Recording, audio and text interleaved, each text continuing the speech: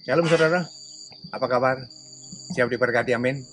Luar biasa, saya percaya dimanapun kita berada, saat kita mengandalkan Tuhan, Tuhan tidak pernah mengecewakan saudara dan saya.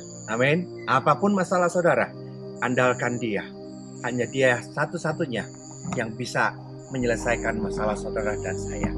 Sebelum kita menikmati firman Tuhan, tundukkan kepala kita berdoa. Terima kasih Bapak, kembali kesempatan hari ini Tuhan kami boleh menikmati firman-Mu. Biarlah hikmat-Mu menuntun memberkati, perkataan-Mu Kau taruhkan di atas mulut bibir hamba-Mu Bapak, sehingga sungguh hari ini menjadi hari yang istimewa.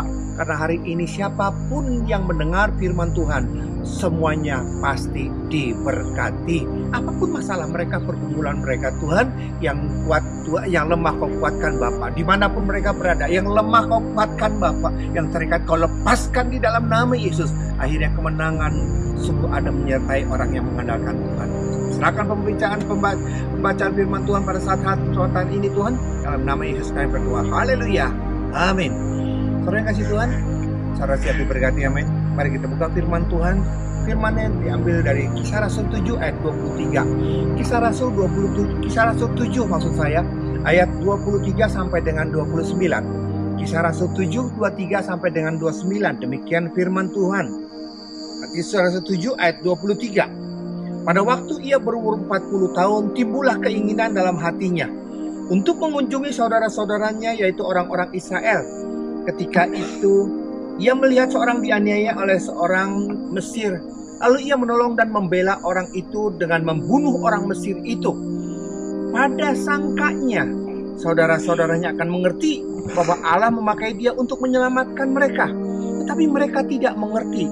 Pada keesokan harinya, ia muncul pula ketika dua orang Israel sedang berkelahi. Lalu ia berusaha mendamaikan mereka. Katanya, saudara-saudara, bukankah kamu ini bersaudara? Mengapa kamu saling menganiaya? Tetapi orang yang berbuat salah kepada temannya itu menolak Musa dan berkata, siapakah yang mengangkat engkau menjadi pemimpin dan hakim atas kami? Sampai di sana saudara. Perhatikan ayat ke-23. Ayat 23. Kalau saudara punya King James versi, Alkitab versi King James ya, artinya berbeda. Di dalam ayat 23. Pada waktu ia berumur 40 tahun, timbullah keinginan dalam hatinya untuk mengunjungi saudara-saudaranya, yaitu orang-orang Israel. Ya, saudara, ini benar-benar datang daripada Tuhan. Dalam King James berkata, it came into his heart. Ya, it came, into ke dalam, bukan dari dalam keluar, tapi datang ke dalam hati Musa, bahwa benar-benar bahwa itu datang daripada Allah. Itu datang daripada Allah, gerakan itu datang daripada Allah untuk menyelamatkan umat Israel. Tetapi satu hal yang luar biasa, saudara, yang membuat Musa salah kaprah di sini, dan berapa banyak anak-anak Tuhan yang tidak mengerti. Mereka sadar bahwa Tuhan itu menyertai, Tuhan memberkati. Tetapi kenyataannya tidak seperti apa yang diharapkan. Saya berdoa hari ini supaya kita jangan mengulangi kesalahan daripada Musa. Judul khotbah saya pada saat kesempatan hari ini, jangan salah jalan. Apa saudara? Jangan salah jalan. Musa salah jalan. Memang Tuhan menggerakkan dia untuk menyelamatkan umat Israel. Tetapi satu hal, dia salah jalan. Terlalu tekabur dia.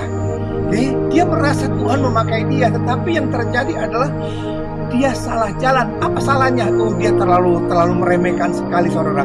Bayangkan, dia datang menyelamatkan dan membunuh orang Mesir.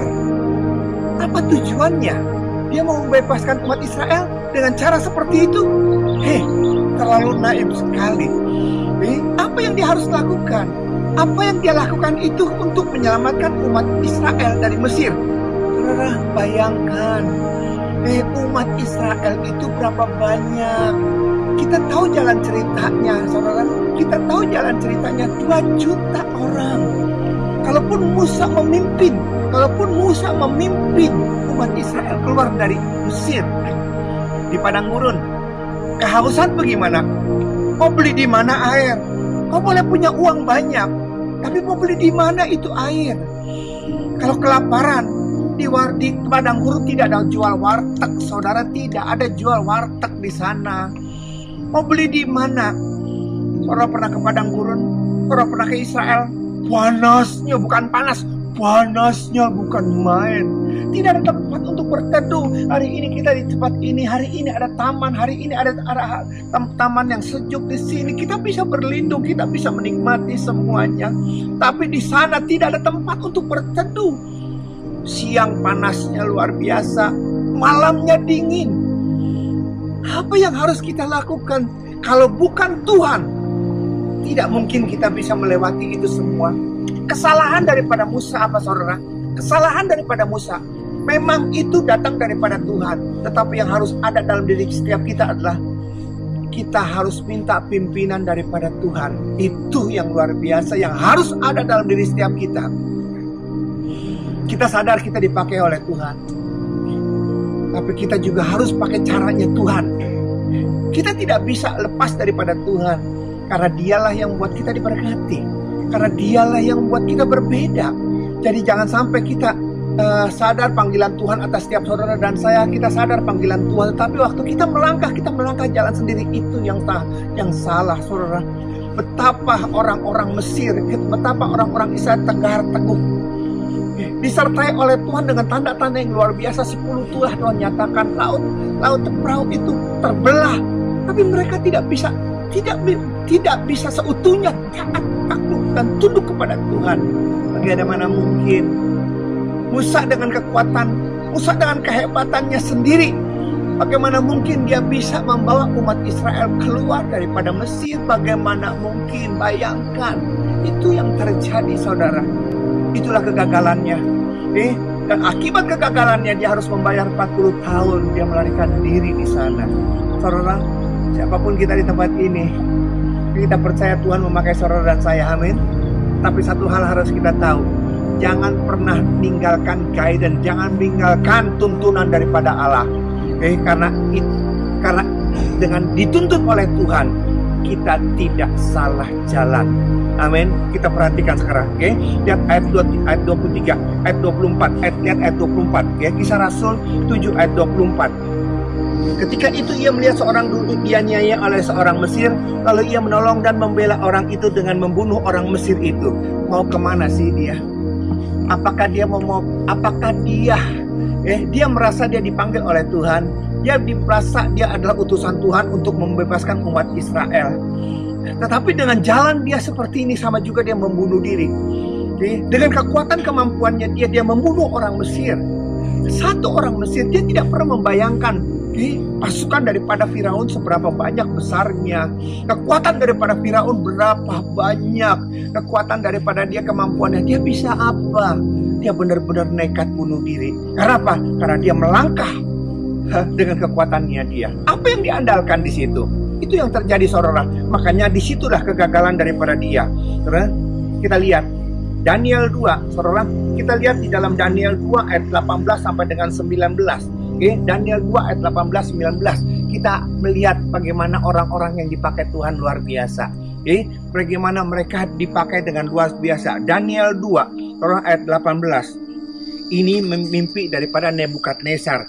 Daniel 2:18. Dengan maksud supaya mereka memohon kasih sayang kepada Allah semesta langit mengenai rahasia itu, supaya Daniel dan teman-temannya jangan dilenyapkan bersama-sama orang-orang bijaksana yang lain di Babel. Maka rahasia itu disingkapkan kepada Daniel dalam suatu penglihatan malam.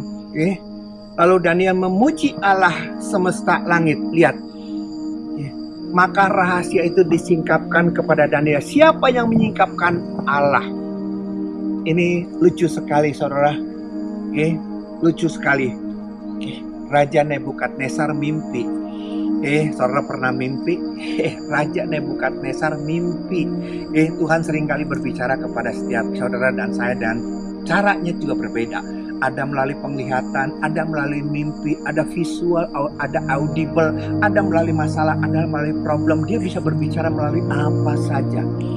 Tapi hari ini kita melihat, Raja Nebukadnezar mimpi. Tuhan mau berbicara kepada Raja Nebukadnezar. Saudara, yang anehnya, ini yang anehnya saudara. Raja yang mimpi, Daniel suruh, atau orang-orang ahli, orang-orang pintar di sana suruh nebak. Yang mimpinya dia, kita yang disuruh nebak, memangnya kita yang mimpi. Mimpinya disuruh tebak, dan arti mimpinya pun harus dijelaskan. Ini yang terjadi dan apa yang dilakukan oleh Daniel. Dia sadar kapasitas kemampuannya, dia sadar siapa dia. Tuhan yang memberi mimpi dan Tuhan juga yang akan memberikan arti daripada mimpi itu. Ini yang harus ada dalam diri setiap orang percaya. Dia yang memulai, dia juga yang akan mengakhiri. Dia yang memerintahkan, dan dia juga yang akan bertanggung jawab atas perintahnya. Jangan sampai kita awalnya kita sadar Tuhan memakai kita, tetapi begitu melangkah kita pakai cara kita sendiri, disitulah kegagalannya. Daniel, dia datang kepada Tuhan, sumber daripada segala sesuatu, dan Tuhan menjawab, memberikan arti daripada mimpinya. Ini yang harus, sehingga dia tidak salah jalan, saudara. Banyak orang yang salah jalan. Dia tahu dia dipakai sama Tuhan, tetapi waktu pelaksanaannya dia berjalan sendiri. Daniel, bagaimana dengan Yusuf? Kita lihat Kejadian 41 ayat 15. Kejadian 41 ayat 15, saudara. Berkatalah Firaun kepada Yusuf, aku telah bermimpi. Kalau yang ini mimpinya dikasih tahu, dan seorang pun tidak ada yang dapat mengartikannya. Tetapi telah ku dengar tentang engkau, hanya dengan mendengar mimpi saja engkau dapat mengartikannya. Yusuf menyaut Firaun, bukan sekali-kali aku. Lihat, bukan sekali-kali aku. Dia tidak menyombongkan diri, dia tidak berkata bahwa dia mampu, dia sanggup. Tuhan yang memberikan mimpi dan Tuhan juga yang akan menjelaskan mimpinya itu. Bukan sekali-kali aku, melainkan Allah. Melainkan Allah juga yang akan memberitakan kesejahteraan kepada tuanku Firaun. Lihat, ini yang terjadi, saudara. Berapa banyak kita belajar daripada orang-orang yang dipakai Tuhan luar biasa. Daniel tidak mau lancang dia. Dia tidak mau salah jalan. Tuhan yang memberikan mimpi, biar Tuhan sendiri yang menjelaskan arti mimpinya. Saudara, berapa banyak berapa banyak hamba-hamba Tuhan, berapa banyak orang jemaat Tuhan, mereka baca firman Tuhan. Ingat, nubuatan. Jangan sampai kita salah tafsirkan firman Tuhan kita baca. Jangan sampai kita salah mentafsirkan seperti apa yang kita inginkan. Tapi kita minta hikmat daripada Tuhan untuk mengerti, untuk kita bisa mengerti apa yang Dia ingin bicara melalui firman-Nya. Tanpa Tuhan menyingkapkan firman-Nya, tidak ada satu orang pun yang bisa mengerti apa yang Dia inginkan, apa yang Dia firmankan. Ingat, datang dengan kerendahan hati. Jangan sembarangan kita mengartikan firman Tuhan sehingga kita salah jalan. Saya sangat terkejut dengan orang yang saya anggap sudah lama ikut Tuhan. Tiba-tiba saya dengar kabar, kamu tahu nggak si A? Kenapa dia jadi pelacur? Hah? Dia kan takut Tuhan. Dia kan hebat firman-Nya.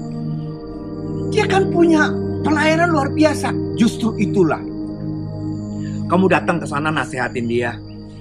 Kamu datang kepada dia. Aku nggak bisa ngomong sama dia. Oke, saya datang ke sana dan saya berkata, karena kita sudah kenal sama dia, kita kenal sehingga kita ngomong santai aja. Ini perempuan, saudara. Heran, lu udah kenal Tuhan, melayani Tuhan, kenapa kok seperti ini? Kenapa lu tiba-tiba jadi pelacur? Kenapa sih seperti itu? Lu gak takut sama Tuhan? Dia berkata apa?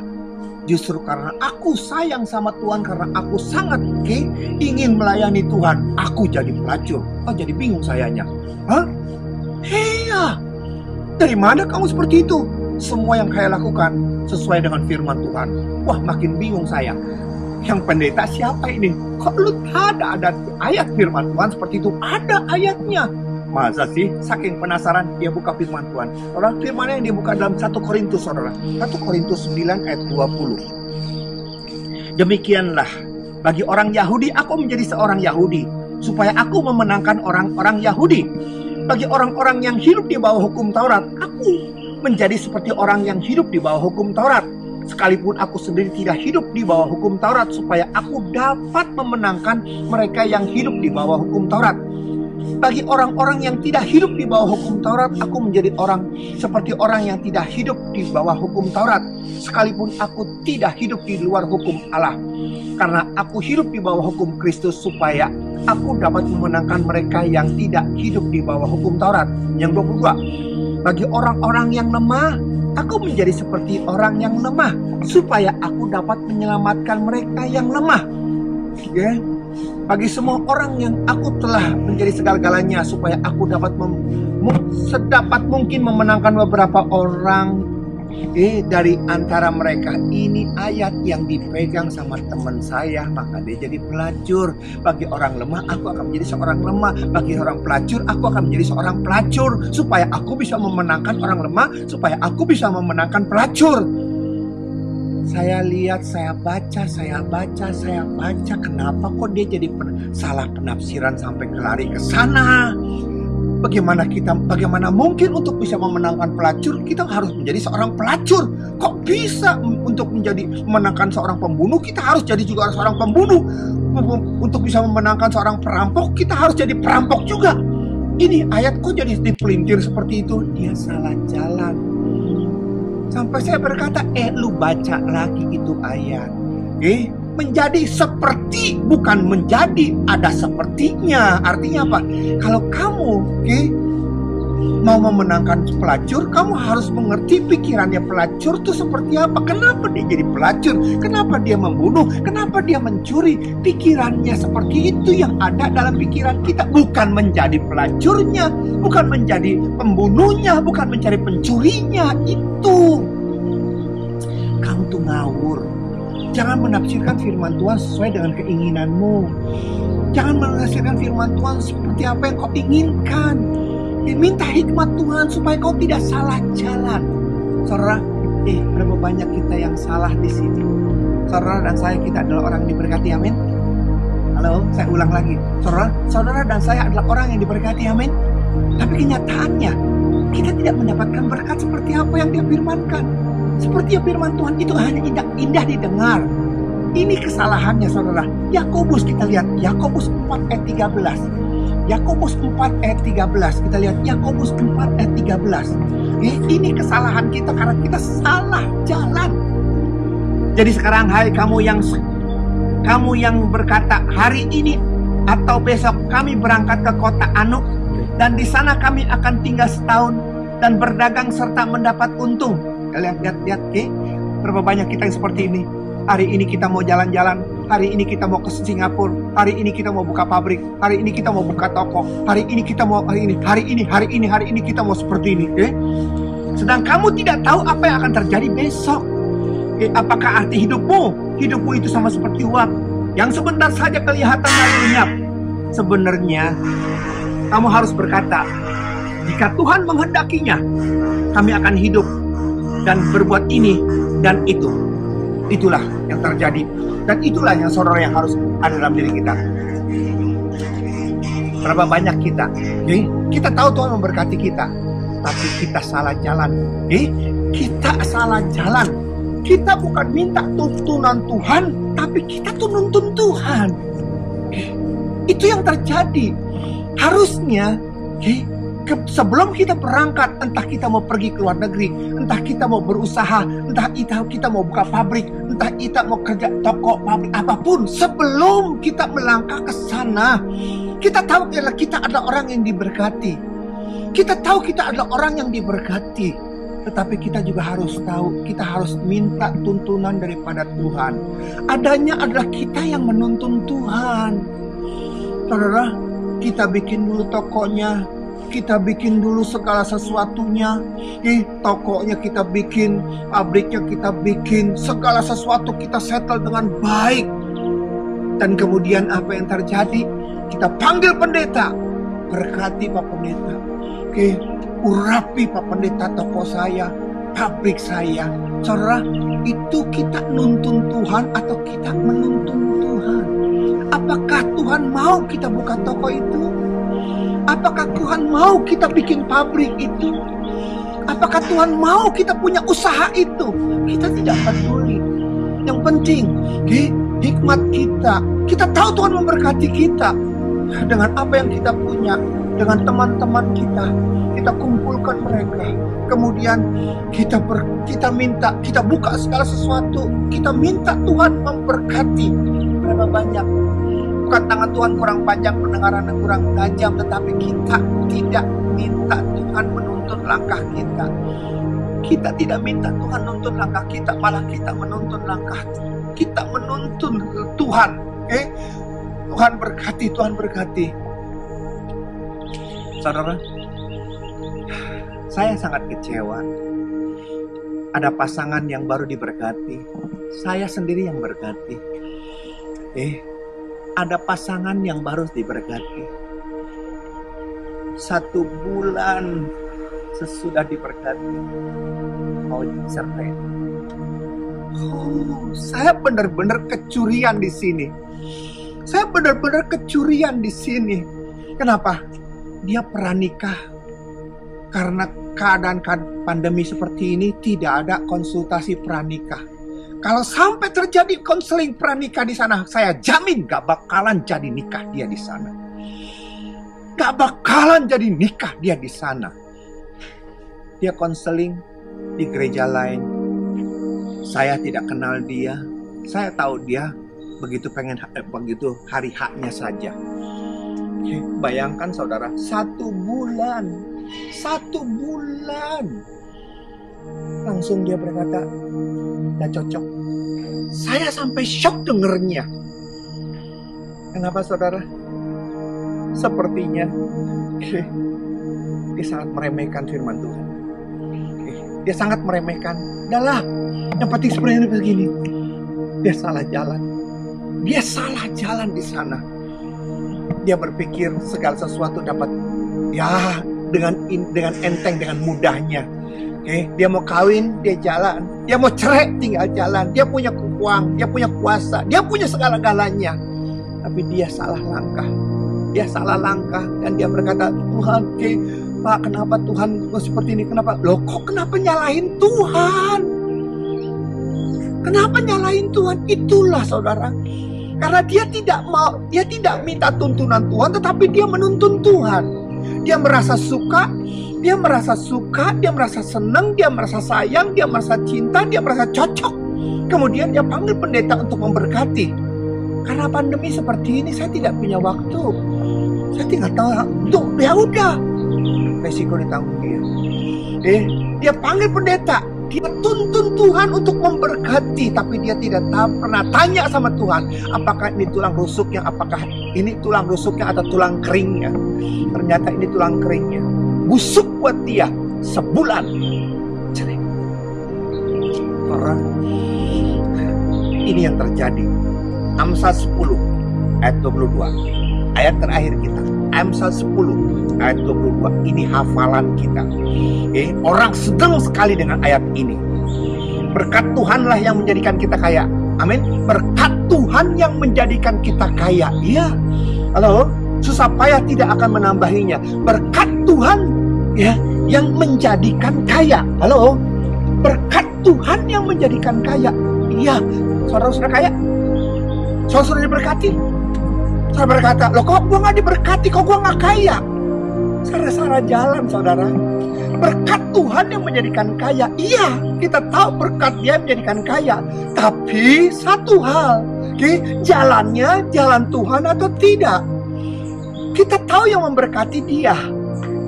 Dan untuk bisa diberkati, langkah-langkahnya harus langkahnya daripada Tuhan, bukan langkah kita.